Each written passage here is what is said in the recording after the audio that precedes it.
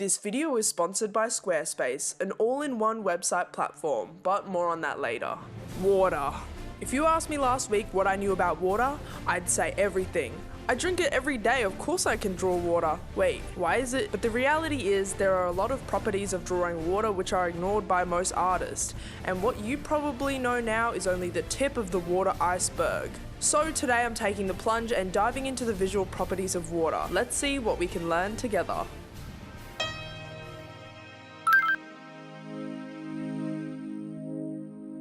The structure of this study is that we're going to draw 5 different styles of water and see what we can learn along the way. Luckily, I started off pointing out something correct, which you'll soon all see becomes a very rare commodity. It looks to me like what we've got going on here is a transparent material. Transparent materials, I like to think of it like cello paper. And you know, when you get one piece of cello paper, it's like, oh yeah, that's cello paper. I guess it makes stuff like kind of pink, maybe it's a pink cello paper. But then when you fold it over itself, like a bunch of times, it's like a folded cello paper, we just put another piece there. Then like when you put it over the other one, it like becomes more opaque, you know? Yeah, nah.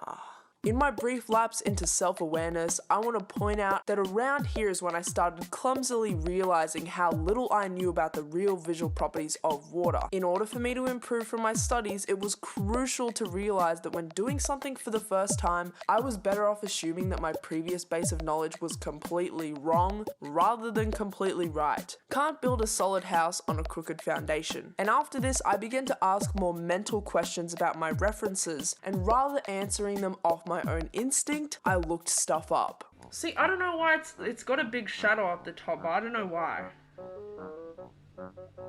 Why? Doesn't water refract? Oh yeah, true, it does, like glass does. I don't even know what that means though, hold on. Of water, air, or glass, make a ray of light change direction when it enters at an angle. Wait, but where does it go? Why is it moving? Wait, what if the dark bit is the shadow reflecting on the other side? Do we guys think that's right? Because I'm not sure, but that sounds right to me, I'm not gonna lie. Suddenly, I was overly confident again with how the material worked because I had my first little discovery. Well, I used to think that shadows could only be made because light was being blocked and absorbed by something else. But studying water made me realize that a shadow is really just an absence of light. With materials such as glass and water which slow light down and change its direction, light can be bent and manipulated. This phenomena is called refraction. This round water droplet acts like a lens, distorting the light which interacts with it. Light passing through is bent away from certain areas, creating a shadow and also a focal point. But just as I was onto something, I immediately dropped the ball and started chasing fairies. Because to be honest, it took quite a while to build my confidence in this idea. The next level of water drawing is called surface, and right after I had my first big epiphany, I ran into my first big stuff up. So I think what I actually wanted to achieve with this in particular, because I had these first 2 references and I was like, oh, that's cute. But what I'm mainly trying to do is I want to take a look at how it looks from the side. Like this, like a cross section of water, like if it was in like a volume of it, you know? Because before we had like a circle, like just a little drop by itself, but what if it's like in something? So let's take a look at how that works. So for this, I'm gonna imagine it like it's a fish tank or something. I know it's the ocean and they're just taking a photo and it's there, right? But let's do a square container.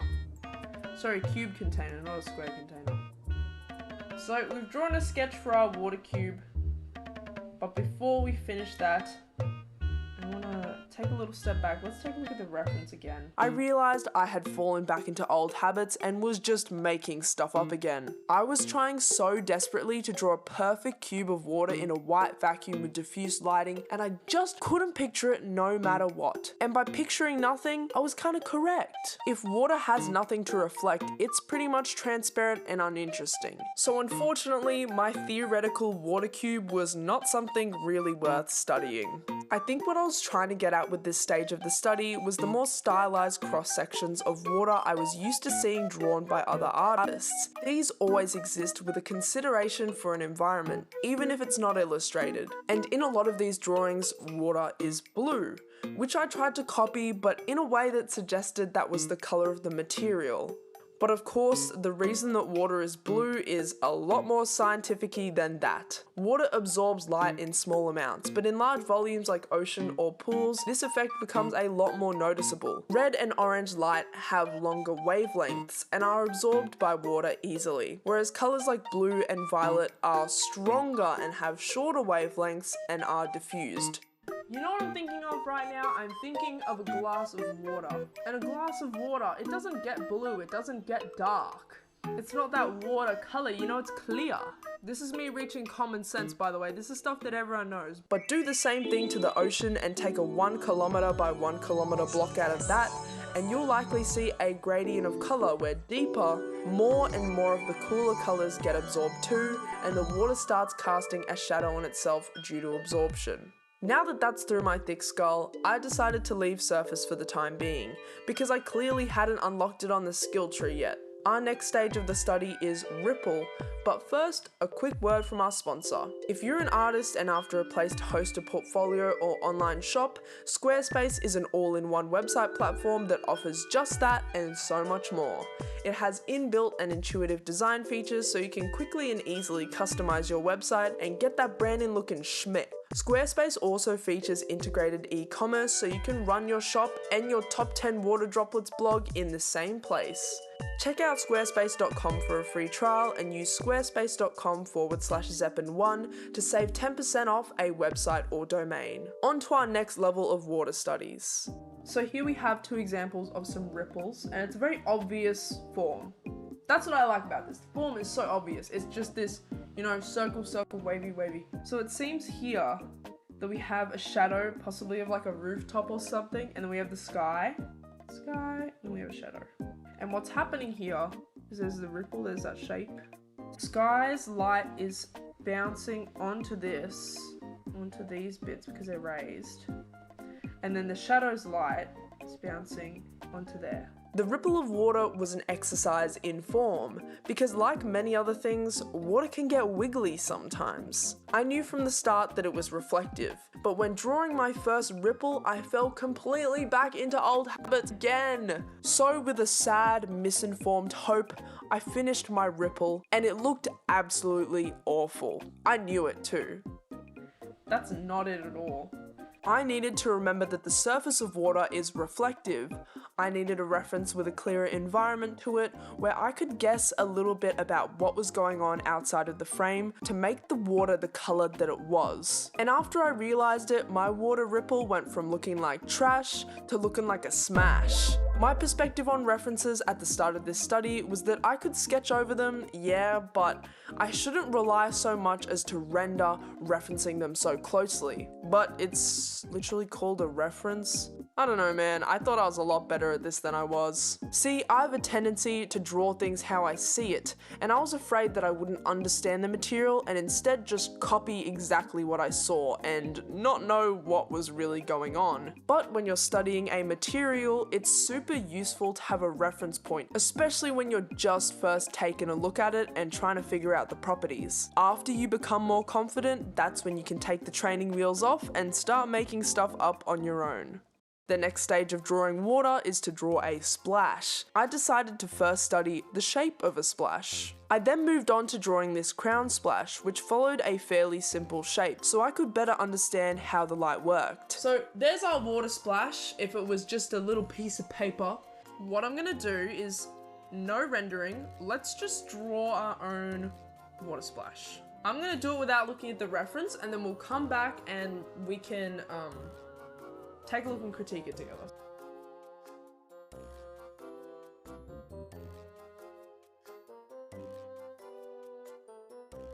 But I think we have some strong points now to critique this on. So I'm gonna quickly bring this down here.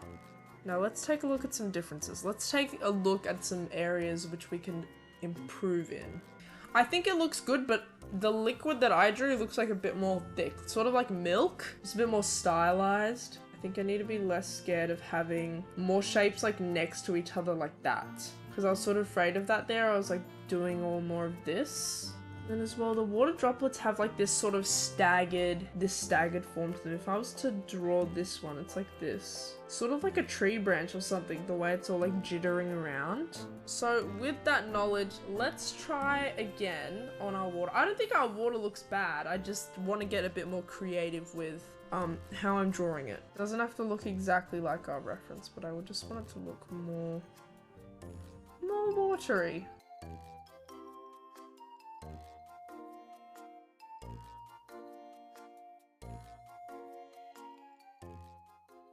Using what I learnt from my study of the shapes on the water splash, I sketched out the crown, but I soon underestimated my own insolence because it took me way longer than expected to figure out why the base of a water splash was in shadow.